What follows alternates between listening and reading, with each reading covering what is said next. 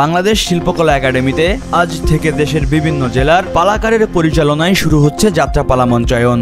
যাত্রা শিল্পের নবযাত্রা শীর্ষক কর্মসূচির আওতায় যাত্রা শিল্প উন্নয়ন নীতিমালা 2012 বাস্তবায়নে নিয়মিত যাত্রাপালা মঞ্চায়ন করে যাচ্ছে বাংলাদেশ শিল্পকলা একাডেমি। এরই অংশ হিসেবে একাডেমির আয়োজনে আজ 12ই জুলাই থেকে শুরু হচ্ছে যাত্রাপালা মঞ্চায়ন।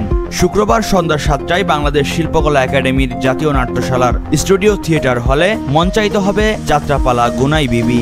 পালাকার আবুল কাশেম, পরিচালনায় রয়েছেন মোহাম্মদ নজরুল মাতবার ফিরোজ এবং পরিবেশন করবে পায়রা যাত্রা ইউনিট বরগুনা।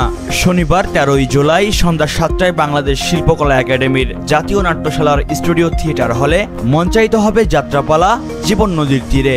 যাত্রাপালাটির পলাকার রঞ্জন দেবনাথ, পরিচালনায় রয়েছেন শামীম খন্দকার এবং পরিবেশন করবে new Loknath Opera Dhaka. Academy সূত্র জানায়, বাংলার চিরায়ত লোক সংস্কৃতির অন্যতম শাখা যাত্রাপালা বরাবরই গণমানুষের সংস্কৃতি হিসেবে বিবেচিত। মুহিবুল্লাহ নাহিন, প্রহর 24।